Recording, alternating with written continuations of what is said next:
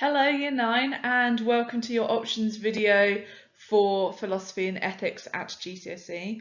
This is Miss Pitts talking to you. I am the philosophy and ethics teacher at GCSE and I would really encourage you to pay attention to this video and have a think about this as an option because it's not what people expect it to be.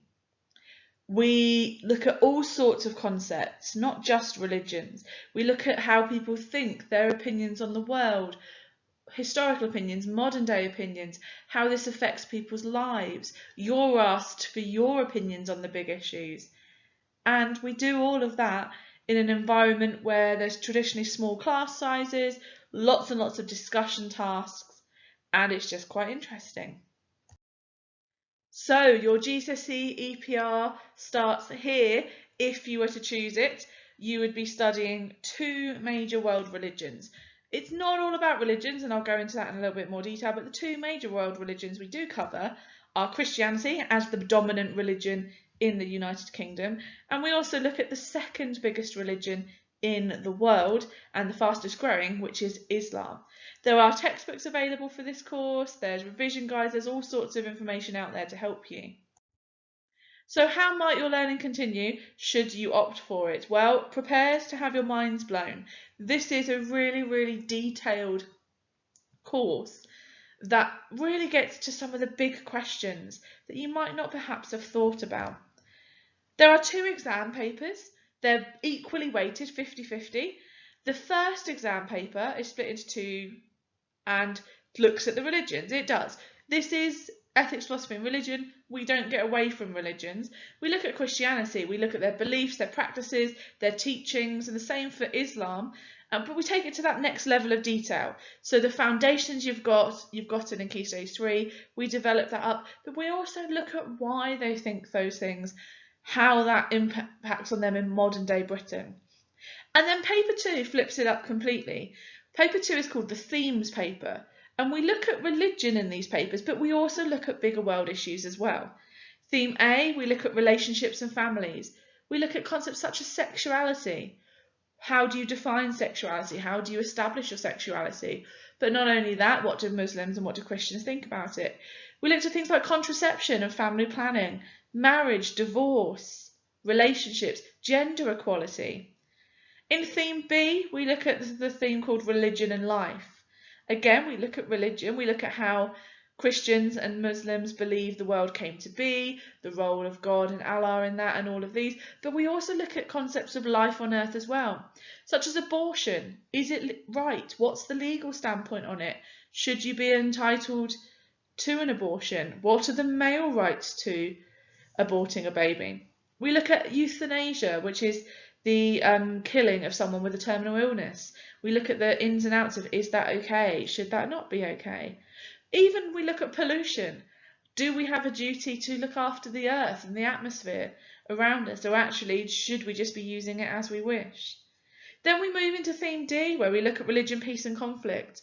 We look at war, we look at peace, we look at weapons of mass destruction, their ethical decisions. Are they right? Are they wrong to use? Should we go to war?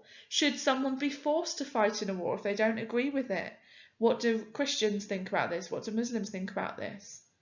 We look at something called the just war theory, a series of criteria that religions have that basically say a war is okay. And then the final theme, which is one of the most interesting in my opinion, is religion, crime and punishment. We look at things like the death penalty. Should the death penalty be a punishment for crime? Why do people commit crimes? What are their motives behind it? How should criminals be treated? How should they be punished? What do religions say on that?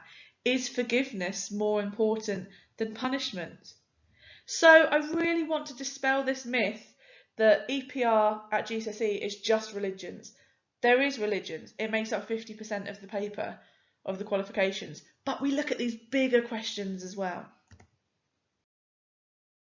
So don't take it from me. I asked my current Year 11 students for some comments, and I have included their comments exactly as they said them. There's been no editing here. This is what they said. This is a range. We've got a couple of girls, we've got a gentleman as well. This is what was said. I really enjoy studying EPR. It's a really interesting discussion-based lesson. We talk about and study all sorts, from what is going on in the news to big world issues. It's a people lesson. We learn about different people and what they believe, and are then able to understand the world even better. Big class discussions are always fun. It's not all about religion. You study all sorts of other things. And it's quite fun, to be fair. This gentleman was possibly a little bit surprised by himself by how he found it. So take these comments in and really consider, is EPR something you'd be interested in? Why should you choose EPR? Well, if you meet these criteria, one or more of them, then it's a subject you should really consider. If you just have an interest in the world around you, you want to be present in this modern world, you want to understand people and their positions in this world. If you like debating things, you like discussing the bigger questions, literally this is what we do in EPR. If you want to study something that's just fascinating, you don't have to agree. At no point do I try to convert you to Christianity or Islam. You don't have to agree with people's opinions. It's about understanding them, tolerating different opinions to your own, and just exploring them. And it does look really good on a CV. It's a way of showing future employers that you have empathy and an understanding of the people of the world. So that's my sort of sales pitch for EPR. I really hope to get a good cohort of students because it's such an enjoyable course at GCSE. If you have any questions, don't hesitate to be in contact with me via email or Microsoft Teams if you're in any of my classes.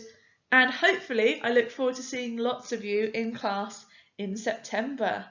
Thank you.